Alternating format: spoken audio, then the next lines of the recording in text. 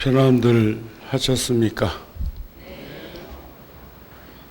우리가 살고 있는 세상이 아미타경에 나오시는 것처럼 오탁악세라 늘 불안전하고 불확실한 일들이 우리들 주변에서 일어나고 있는 것이 아닌가 싶습니다. 늘 건강하시고 함께 살아가는 소중한 인연들을 살피면서 살았으면 합니다. 오늘은 저쪽 끝에 앉은 우리 시원행자가 어제 양재천을 걷다가 저한테 그래요.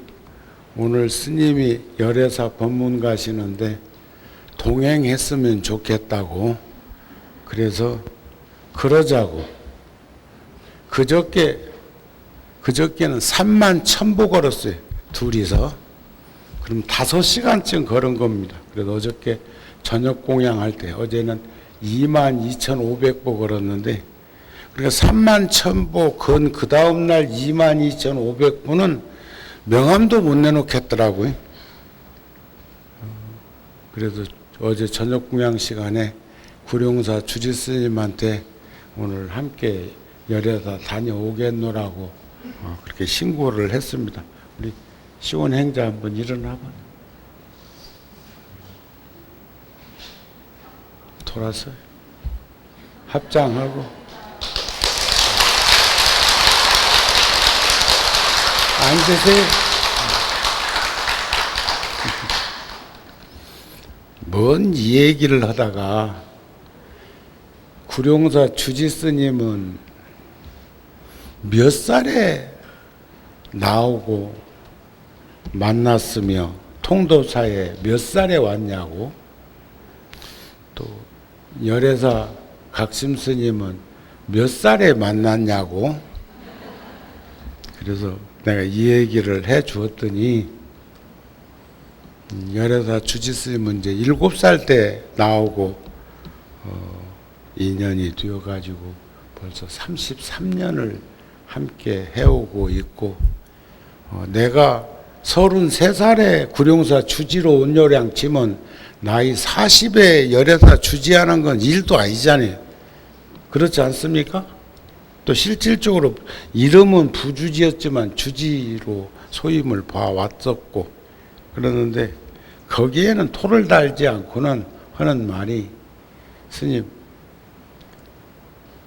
구룡사 주지스님은 통도사는 6살 때 왔거든. 그러니까 지는 9살 때 왔고 저 스님은 6살 때 왔으니까 통도사는 각성 스님이 먼저 온 거 맞다 이거야. 그런데 구룡사는 몇 살에 왔냐고 물어. 그래서 14살에 왔다. 그러니까 지는 9살 먹어서 왔다는 거예요. 구룡사에. 그러니까 구룡사는 지가 선배라네 또. 그 얘기를 들으면서 불현듯 과거에 종단의 중요 소임을 맡았던 어느 스님이라고는 안 밝힐게요. 지금 생존에 계시고 85세신데 우리를 그냥 어린 애들 취급해가지고 뭐라고 꾸짖길래 제가 그 스님한테 정색을 하고 그런 말씀 드린 적이 있어요.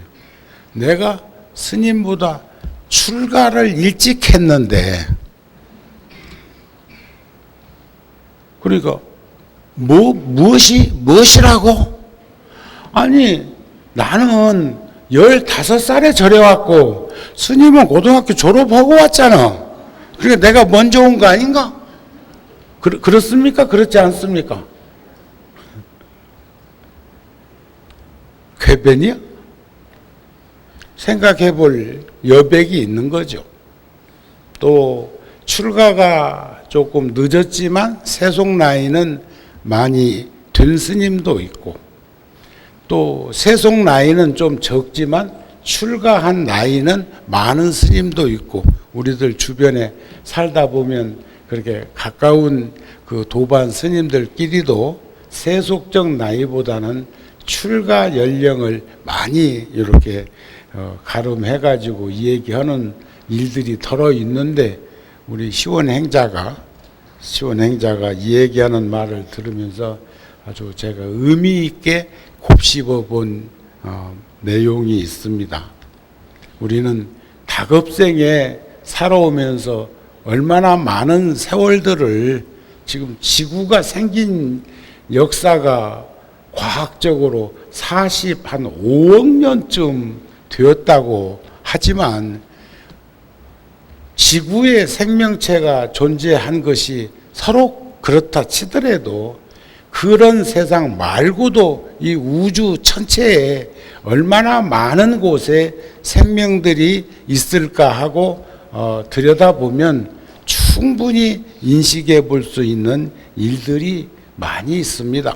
우리가 서방정토도 이야기할 때 10만억 불국토를 서쪽으로 향해서 가다 보면 그곳에 극락정토가 있다는 말을 하시는 것처럼, 아미타 부처님이 우리들 가까이에 있는 모습을 36만억 11만 동명동호로 표현하시는 것처럼, 진리를 향해 정진하는 인생을 한번 들여다보면 바른 믿음으로 일상적인 삶을 살다가 불교에 입문하려고 처음 마음을 내었다면, 초발심을 했다면 그 순간부터 바른 믿음을 가지고 사는 사람이 참다운 불자 아니겠는가 싶습니다.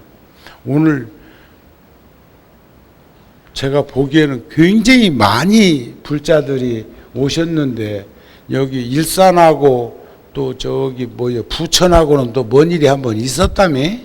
무슨 확진인가 뭔가 있었다고 그러는데, 여러분들 위생관리 철저히 하고 또 면역체계를 강화시킬 수 있는 몸도 마음도 건강하게 살면 아무 문제 없이 잘 극복될 거라고 생각이 되어집니다.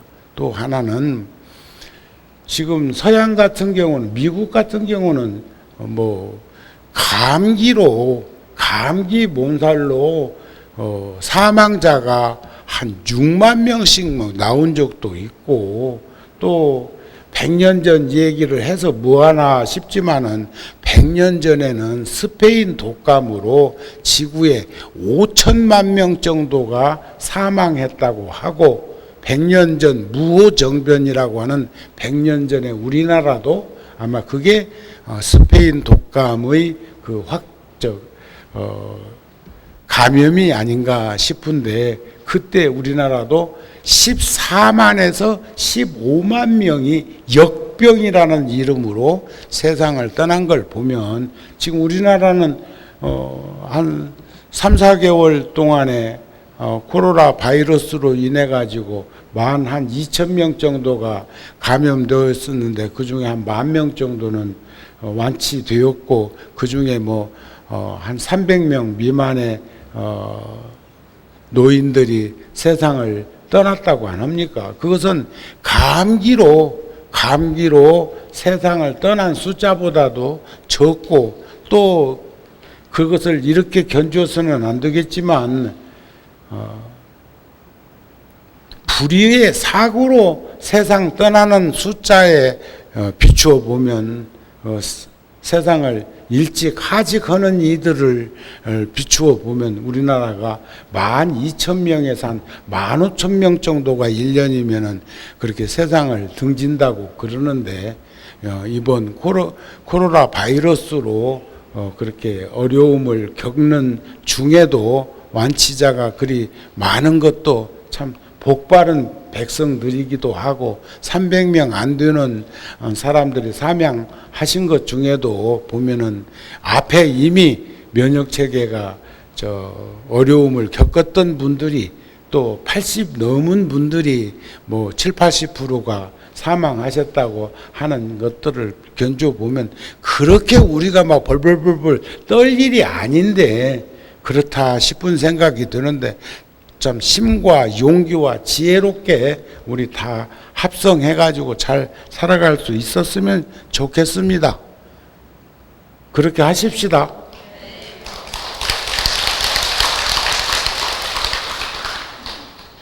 조심조심은 하고 하더라도 쩔쩔쩔쩔 맬 일은 아니지 않는가 싶은 생각이에요.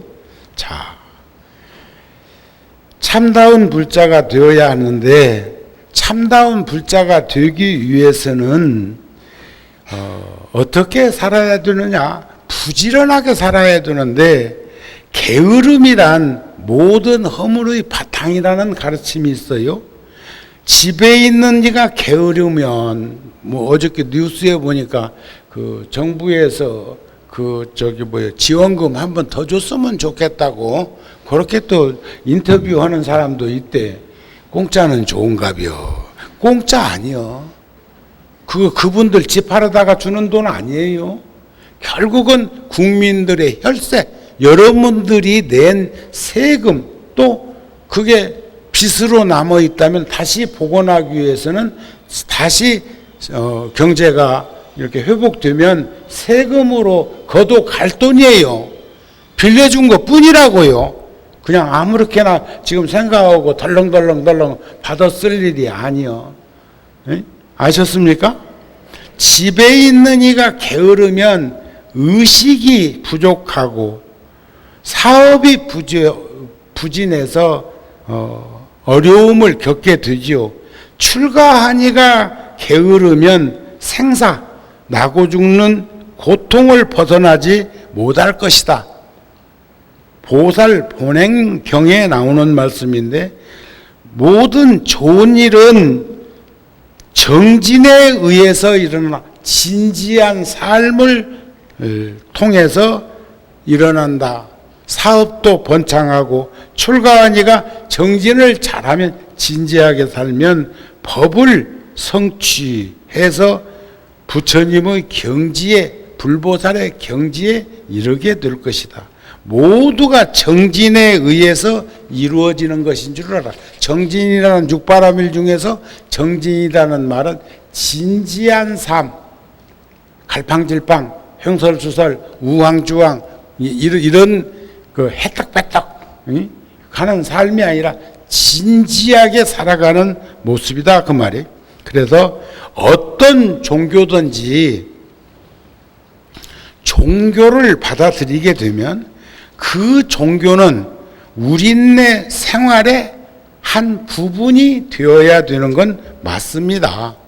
그런데 요즘 이렇게 집단으로 모이는 그런 모임체 중에서도 일부 종교 쪽에서 자꾸 그 감염자가 드러나고 확진자가 돌출되는 것을 볼 때 세상이 많이 걱정하고 있으나 우리 자만할 일은 아니지만 그래도 우리 불교는 아직까지 한 사람의 확진자도 나오지 않는 그런 수행력과 정진력과 면역 체계의 이상을 가지지 않고 사는 그런 모습을 우리는 높이 평가하면서 우리도 본받으면서 살아야 되지 않을까 싶습니다. 우리는 늘상 관세음 보살님이나 지장 보살님을 정진하고 염송하며 기도하는 것은 관세음 보살님의 대자 대비심과 지장 보살님의 대원행을 서원하고자 해서 지장 보살님도 관세음 보살님도 호흡신중인 화엄성중도 이렇게 기도하는 모습과 자세에서 살펴볼 수 있는 것이 아닐까 싶습니다. 평상심이 도라고 안 합니까? 그 마음을 가지기 위한 수련은 끊임없는 간절함과 지극함으로부터 출발하는 것이라고 생각이 되어집니다. 염불이라고 하는 것은 글자로 보면 생강염자, 그 다음에 부처불자. 우리 시원행자가 10살인데 한문을 상당히 많이 알아. 그래가지고 그 한문책을 혼자 이렇게 공부를 하면서도 응용력이 나이에 비해서 굉장히 뛰어나다는 생각을 가질 때가 있어. 한자 한자 그 글자 뜻에 담겨져 있는, 예를 든다면 바람이 분다. 그러면 강풍, 그래? 그러면 강풍이 뭔 말인데 하면 강할 강 바람풍, 이런 식으로 한자씩 색임질을 하면서 공부를 하는 것을 보면 주변에서 스님들이 이렇게 도와주고도 있고 그런 공부를 할 수 있는 환경을 만들어 주고도 있구나 하는 생각을 하는데, 염불은 기쁜 마음으로 하기도 하고 또 애절한 마음으로 할 수도 있습니다. 능엄경에 보면 우리가 살아가는데 50마장이라는 게 들수가 있다고 그러는데, 그 중에 하나만 얘기하자면 우리는 항상 기쁘고 즐거운 마음으로 환희범렬하게 사는 거야. 얼마나 좋은 일입니까? 그런데 기도 같은 거 하다가 내 우는 사람이 있어. 울 수 있어. 나도 울어봤어. 저 오대산 그 보궁에서, 상원사후에 보궁에 가서 불자들하고 기도를 하다가 한 두서너 시간을 목 놓아서 운 적이 있어. 내가 그때가 70년대 중반인데, 그때가 왜 내가 울고 있는지 제어가 안 돼가지고 아주 나중에 당황스러울 만큼 목 놓아 운 적도 있고, 또 인도 성지순례 중에 81년도 인도 성지순례 중에 부처님의 성지를 혼자서 단수여권 가지고 혼자서 이렇게 다닐 때 구시나가라 부처님이 열반하신 곳에서 부처님이 태어나신 눈비니를 향해서, 가비라국을 향해서 누워서 열반하신 그 모습을 보면서 2600년 전에 부처님 시대에, 부처님 제세 시에 왜 부처님이 이 광활한 땅에서 여기까지 오셔서 열반에 드셨을까 하는 걸 혼자서 그림 그리듯이 상상하다가 부처님의 가장 인간적인 그 내면에서 우러나오는 모습, 부처님이 출가하지 않았더라면 갑이라고는 망하지도 않았을 것이고, 부처님이 왕으로 있었다면 인도를 통일할 수 있을 만큼 그런 출중한 인물이었는데, 부처님이 출가하셔가지고 깨달음을 이루시고 전법의 길을 걸을 때 갑이라국 백성들 가운데는 수없는 지도자급 사람들이 부처님을 따라서 출가해버리니까 나라가 우렁껍질 속 비듯이 비어버렸다는 거예요. 그래서 코살라국이라는 인접국가에 합병된 그런 일도 겪었는데, 부처님께서 그런 것들 복합적으로 생각하면서 갑이라고 가까이까지 오셔서 열반에 드신 것이 아닐까 하면서 그 청년 시절에 하염없이 눈물을 흘리면서 부처님 제자 된 것을 뛸 듯이 기뻐했던 그런 적도 있는데, 어떤 이는 또 희죽희죽 웃는 이가 있어. 이걸 심화라고 그래. 심화, 웃는 마장. 어떤 이는 비마, 내 기도할 때마다 우는 이가 있어. 한번 우리 그 전에 누가 이 사람을 모르시나요? 남북 분단된 그 휴유증으로 이산가족 찾을 때 노래 있잖아요. 누가 이 사람을 모르시나요? 그 노래 부를 때 안 우는 사람이 어딨어? 눈물 안 흘린 사람이 어딨어? 그런데 그게 벌써 30년, 40년 전 얘기요. 응? 근데 지금도 그 노래 나오면 모두가 다 그때처럼 울어야 되는 것일까? 그러니까 한 번 울면 평생 울어야 되는 것처럼 생각하는 이도 있다면 그것은 비마야. 기쁘고 즐거워서 웃는 것도 지나치면 희망. 그래도 기도하다가 희죽희죽 웃는 이나 눈물 뚝뚝 떨어지는 이가 중복해서 반복되면은 그거 걱정된단 말이에요. 소인 보다 보면 걱정되는 건 많아. 절에 안 오던 이가 자주 와도 걱정이고 자주 오던 이가 안 와도 걱정이요. 그거 아나 모르겠어? 오늘 이렇게 많이 오니까 이제 안심이 되기도 하고 아니면 뭐가 그렇게 목마른 것이 있어가지고 이렇게 요즘 코로나로 뭐 한다고 하는데 그냥 집에들 있지 절에 왔나 싶고 그런 생각하는 사람도 있을까 싶네. 하여튼 잘 오셨어요. 너무 좋고 고맙고 감사한 마음이 듭니다. 그래서 우리는 염불 기도에는 가장 중요한 것이 정념이요. 바른 생각. 아까 진지하게 살으라고 그랬죠. 그 정념으로 망념을 여의고 망념을 여의게 되면 무념이 돼요. 그 무념으로 또 바른 생각을 세웠던 그것조차도 이렇게 여의게 하면 무념무상한 염불 기도를 통해서 환히 법렬한 법락을 경험하게 될 것입니다. 게으름이 없는 불퇴전의 정진, 진지한 노력이 우리들에게는 필요합니다. 젊은 시절부터 한삽 한삽 삽질하듯 살아온 그런 시간들 가운데 저는 지금도 스스럼 없이 이 얘기를 하자 하면 부처님 전에 새벽 예불에 나와서 칠정리할 때 저는 한 3시쯤이면 법당에 나와서 또 3시 반부터 도량석하고 또 종성하고 그러면 4시 되면 이제 부처님 전에 칠정례하고 또 행선축원하고 반야심경하고 그다음에 천수경 하고 또 이제 그때 정건을 대중 스님들이 이제 하는데 그때 중에 가장 제가 편안한 시간은 칠정례 할 때 지심 규명례 요 시간은 엎드려 있는 시간이에요. 그러면서 이렇게 몸을 일으키면서 삼계도사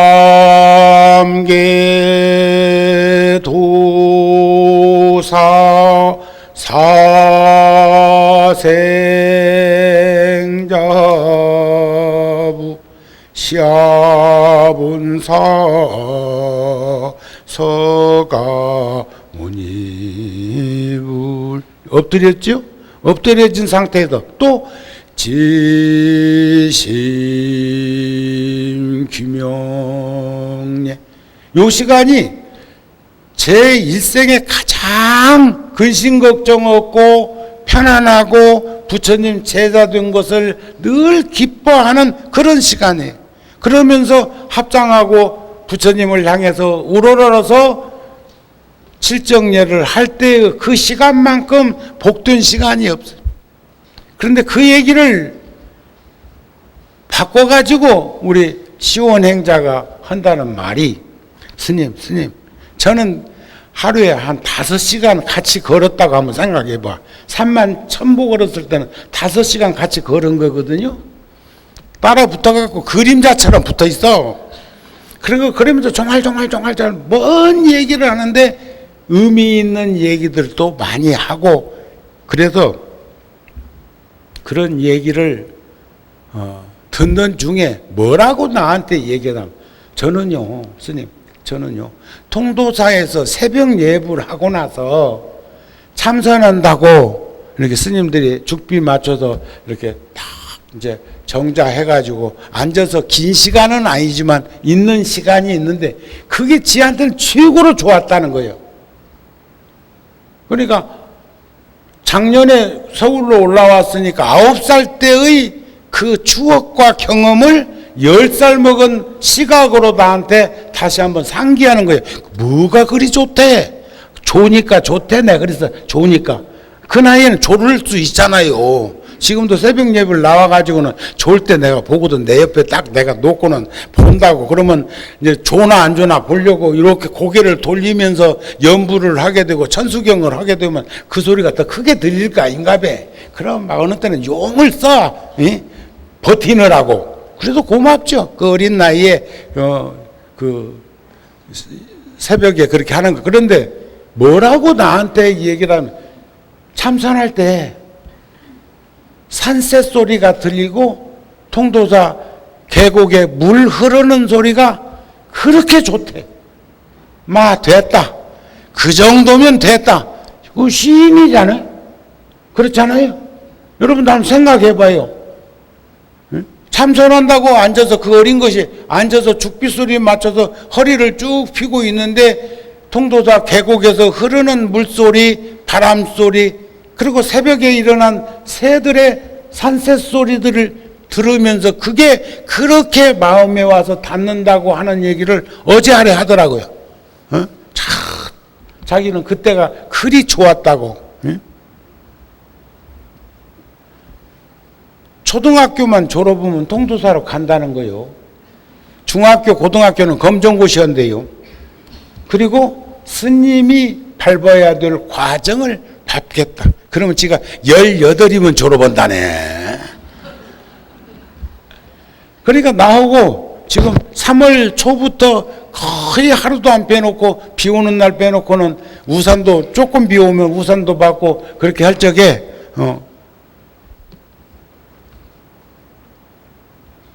아무래도 이런 얘기 저런 얘기 많이 안 하겠습니까?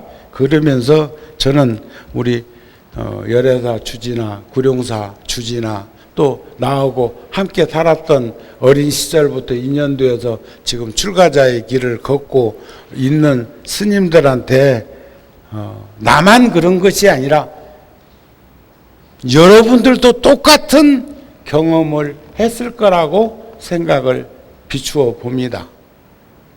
그래서 어른들 가운데는 손자, 손녀들한테 잘하시는 분들이 많아. 자식 키울 때는 돈 버느라고 산업전선에서 뛰어다니느라고 정신없이 하느라고 가족들하고 그런 시간을 가진 이들이 흔치 않아. 없었어.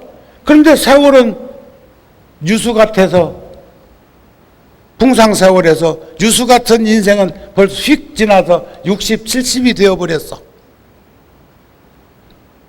정신 들고 바라보니까 전부 다 성장해가지고 제 갈 길 가고 있어가지고 그런 시간 가지기에는 때는 늦었어.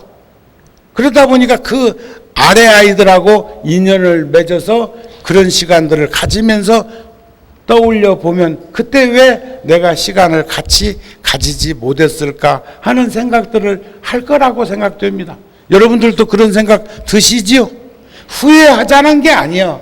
반성하라는 건 아니요. 다 그런 추억 속에 우리들은 노출되어 있는 것을 견주어 보면서 지금부터라도 식구들을 소중하게 생각하면서 함께 어울림을 가지고 함께 이렇게 가까이 했으면 좋겠다.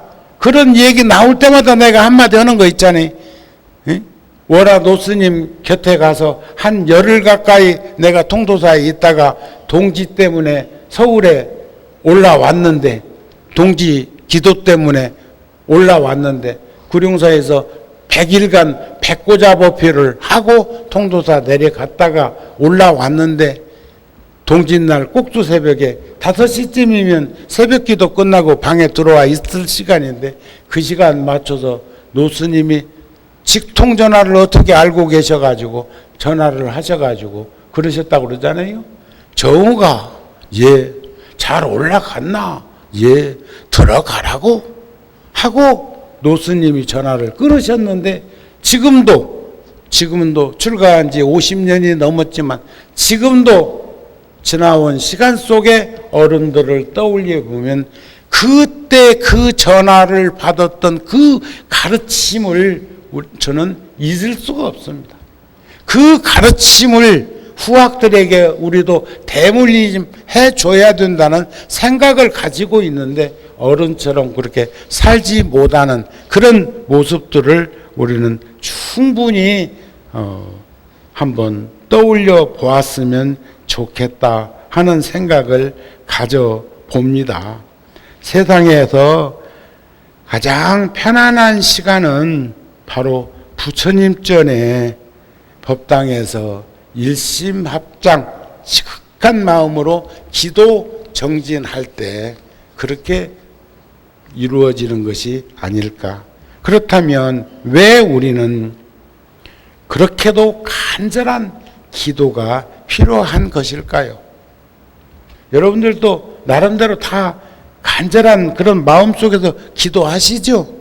삶의 현장에서 어떠한 어려움이 있더라도 흔들림 없이 평상심, 훈련되어 있으면 평상심, 굉장히 긴박한 상황 속에서도 평상심으로 그 문을 통과할 수 있기 때문에 훈련도 하고 연습도 하고 하는 것인 것처럼 우리들도 그런 간절한 기도가 필요한 것이 아닐까.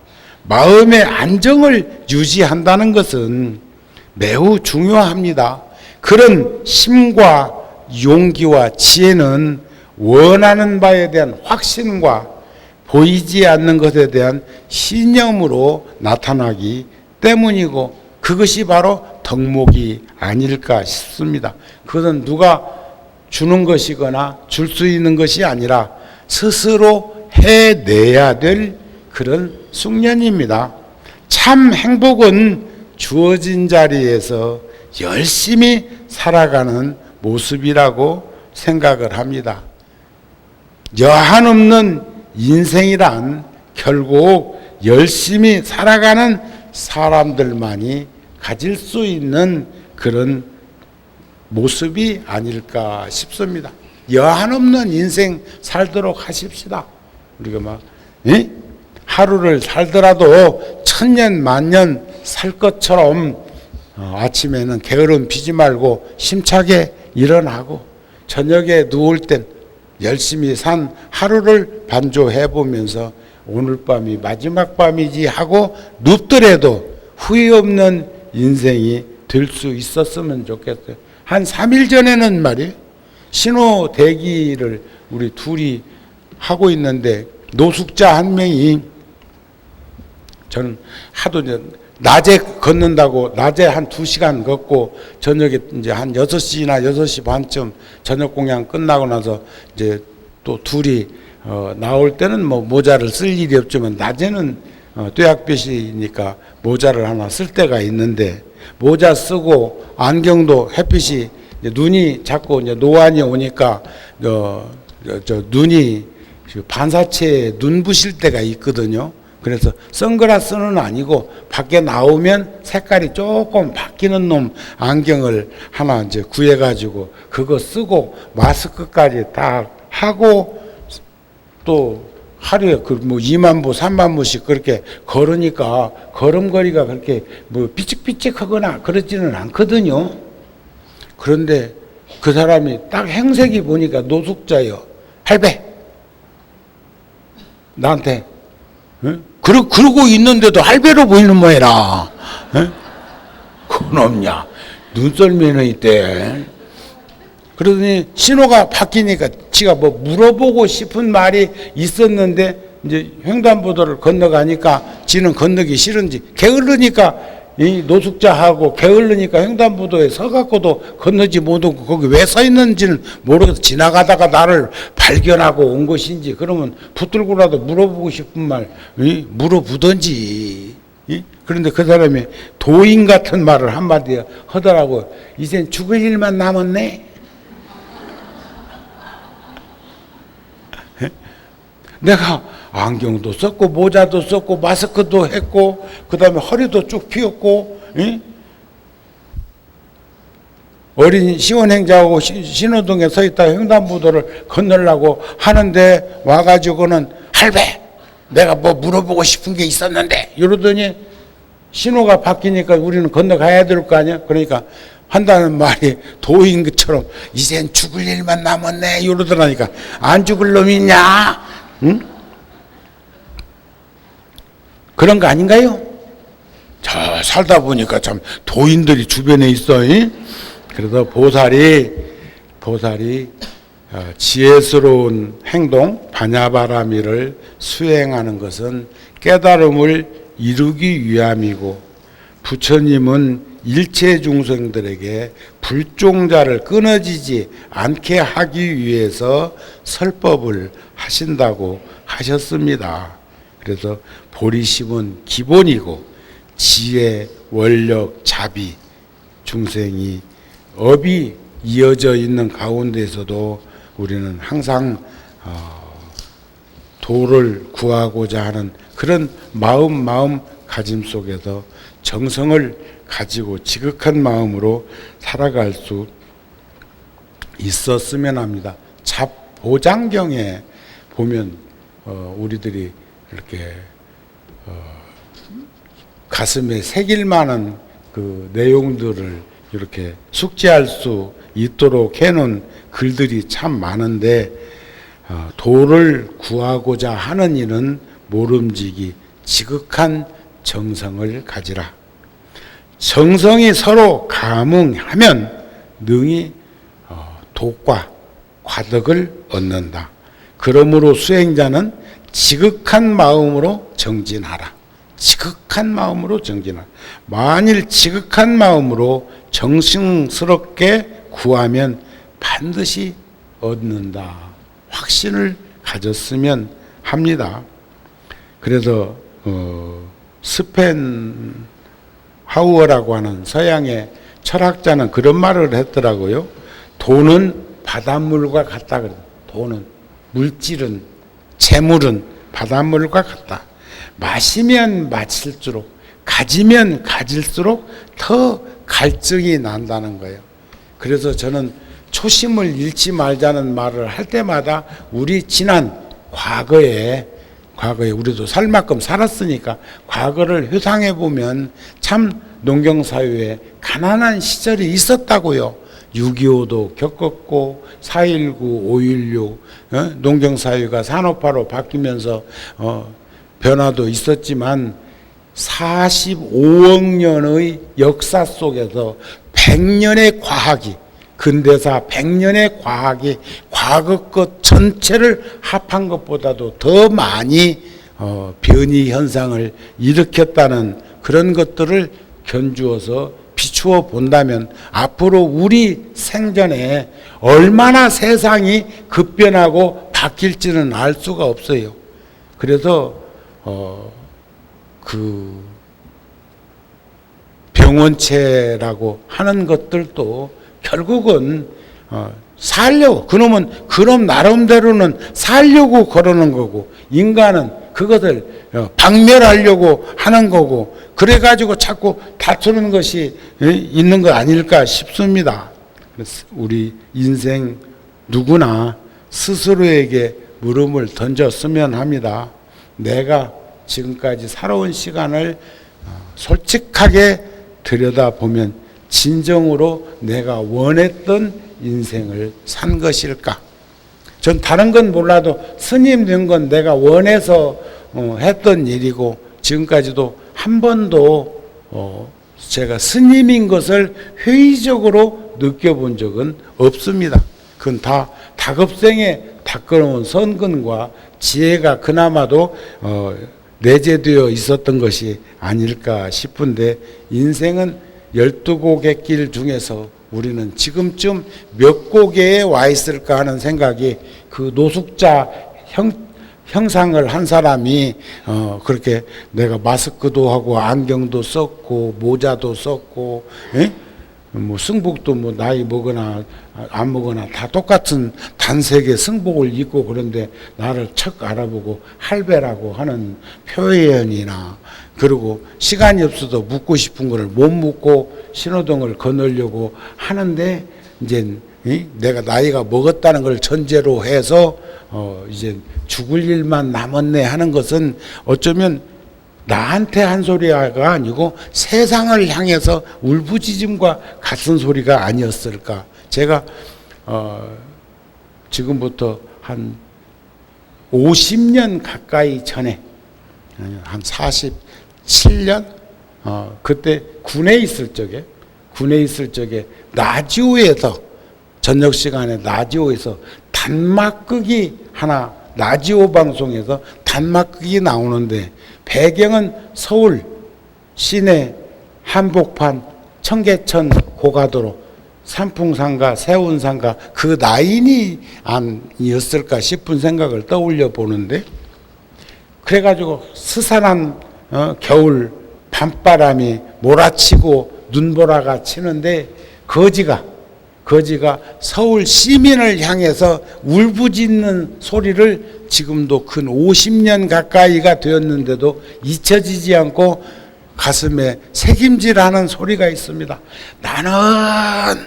나는 착한 놈은 싫다고, 욕을 해도 좋으니까 죽어가는 놈이 제일이라고. 그게 거지가 서울을 향해 가지고 외치는 소리요.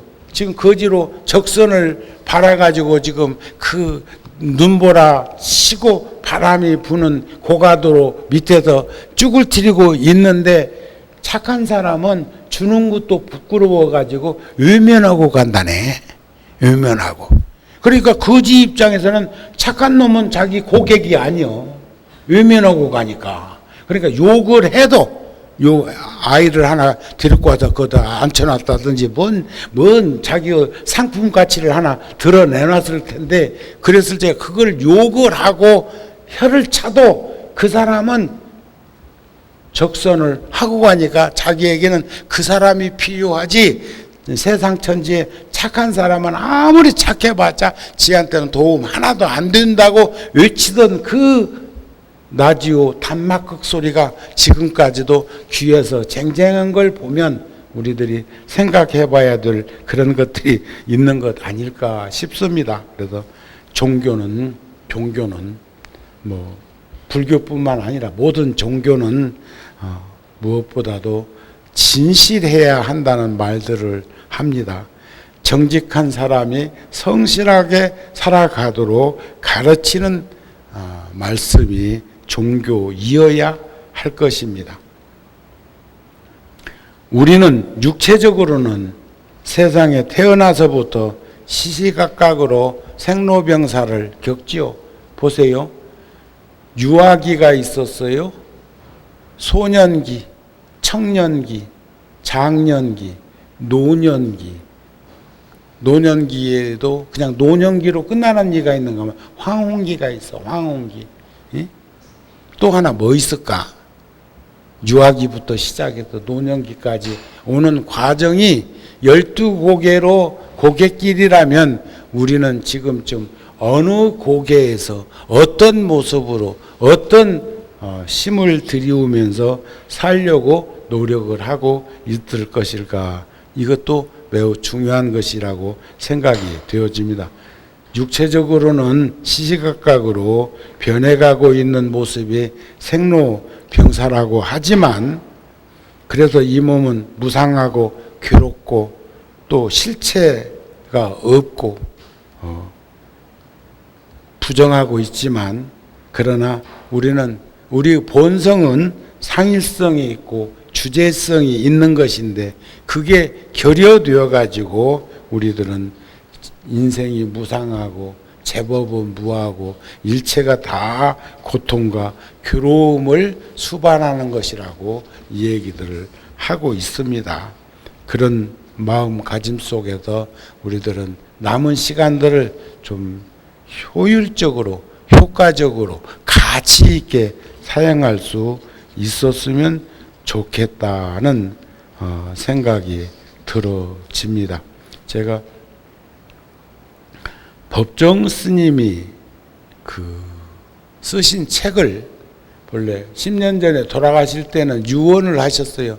모든 책은 거둬들이고 이제는 책은 만들지 마라 했는데도 너무나 많은 독자나 너무나 많은 그 아쉬움들을 가지고 있는 이들이 이번에 책을 10주기를 맞아서 책을 몇 권 이렇게 내셨더라고요. 그래서 저도 책을 한 3권 서점에서 사다가, 구룡사 서점에서 사다가, 그냥 갖고 온 거 아니야? 샀어 나도. 내가 주머니 열어서 돈 주고 갔다가 틈틈이 한 소절씩 보면서 이런 생각 저런 생각을 하는데, 스님이 아름다운 마무리라고 하는 그런 글이 참 좋았고, 유서를 쓰듯이 인생을 정립하는 그런 모습들도 참 좋다는 생각을 했습니다.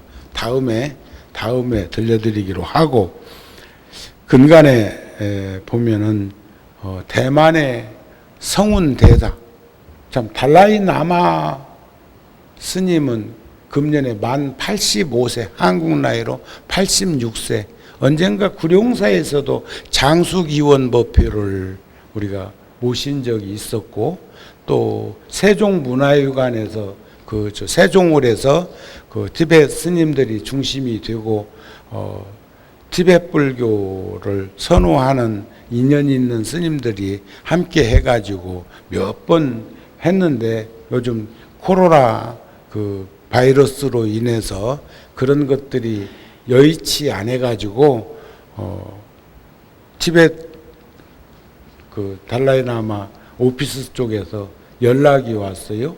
나보고 영상으로, 우리 인터넷 방송 있으니까 영상으로 달라이라마 장수 기원을 발언하는 그런 영상을 하나 보내주었으면 좋겠다. 그러면 그걸 세계 각국에서 온 그 영상들을 모아가지고 존자님께 이렇게 편집해가지고 보실 수 있도록 해드리겠다, 그런 말이었어요.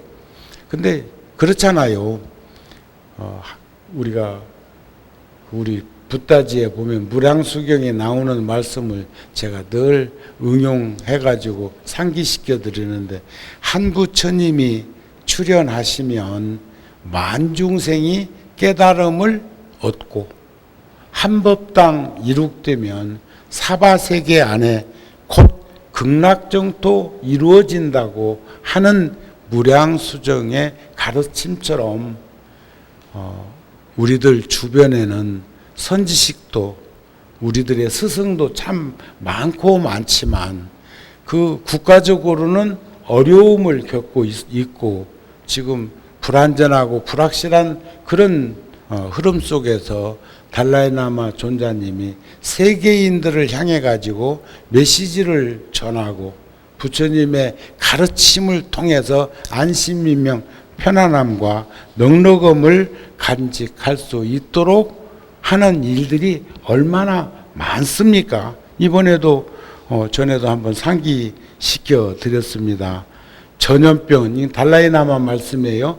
전염병은 인류가 겪어온 보편적인 질병입니다.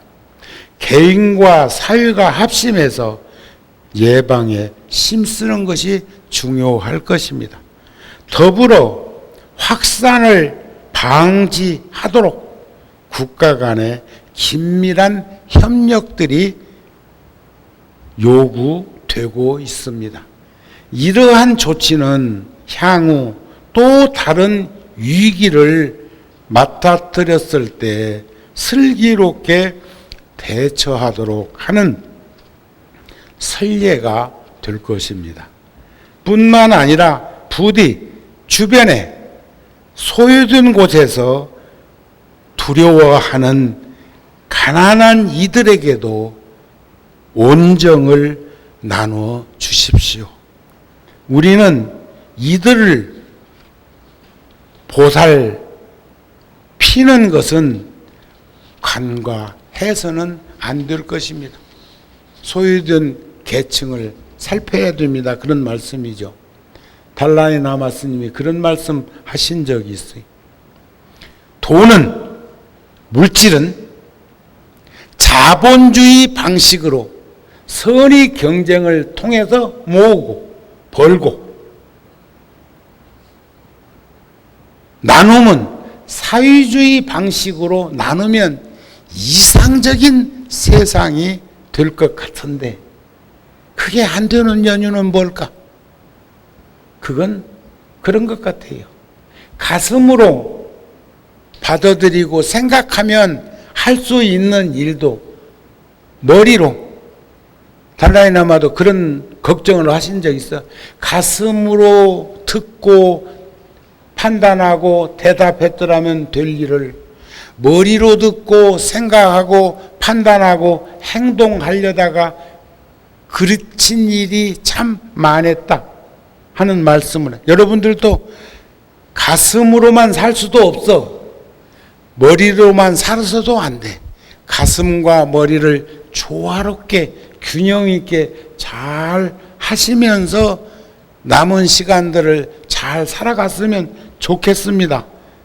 이 어려운 시기에 겪고 있는 전 세계의 형제 자매들에게 진심 어린 걱정과 함께 어서 빨리 이 상황이 종식되고 평화와 안정 되찾기를 기도하겠습니다 하는 그런 메시지를 2달 전에 하신 적이 있는 것처럼 지금도 세계 평화를 위해 가지고 기도하시는 스님이 오래오래 사바세계에 머무를 수 있도록 우리 함께 기도하고 합장했으면 합니다.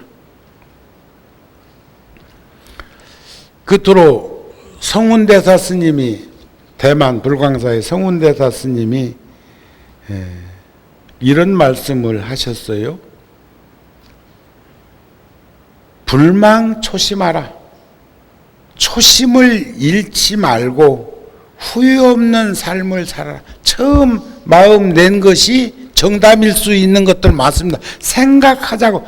초심은 마음에서 읽으면 되는데 생각을 머리에서 하다가 그랬던 일을 성운대사도 걱정하셨어요. 불망초심. 초심을 잃지 말고 후회 없는 삶을 살아라. 불청지후. 누군가 필요하다 하기 전에 내가 먼저 나서라. 어렵고 힘든 일, 누군가 해야 할 일, 누구든지 할 수 있는 일이면 물려주고, 누구도 할 수 없는 일은 내가 나서라는 그런 말씀 아닐까요? 불념과 남의 잘못이나 원한을 마음에 담아두지 말고 우린 한 가족이라는 그런 마음으로 더불어 살아라. 불변수연, 인생에서 불변하는 원칙과 환경의 변화를 수용하는 조화로움이 우리에게 필요한 것 아니겠느냐 하는 그런 말씀입니다. 아셨죠? 그래서 불교는 동서융합으로 생성될 세계 문명의 필수 요소가 불교라고 하는 것을 프랑스 소로몬 대학 교수인 프랑스와 슈너라고 하는 교수가 비교 철학과 인도 철학을 하셨던 분이 불교는 동서남북 지구에서 융합으로 생성될 세계 문명의 필수 요건이 오직 불교에만 있다는 거예요. 그러면서 영적인 욕구 충족 못하기 때문에 현대 사회는 불행한 사회가 되었고, 우리 지금 코로나도 주범은 누구? 박쥐? 아니요, 인간이요. 인간의 욕구, 욕망, 욕심이 빚어진 것이에요. 두 번째는 인류 공통 문화가 있다는 것 알리는 게 임무다. 또 도덕이 통제하는 권력과 재물 추구에 긍정적으로 들여다볼 수 있었으면 좋겠다. 사회 변화의 출발점은 개인 변화로부터 시작된다는 것을 우리는 알아라. 그래서 그 생각이 행위를 낳고 습관을 낳고 성격을 낳고 운명을 낳는 것, 그것이 자작자수요, 자업자득요, 자승자박한 그런 이치도 우리가 살피면서 어렵고 힘든 환경에 노출된 이 시대에 우리들이 후 사람들에게 편안하고 넉넉한 삶의 현장이 될 수 있도록 우리가 자양분이 되도록 노력하는 불자이었으면 싶은 마음을 여러 불자들한테 전합니다. 오늘 법회 마치겠습니다.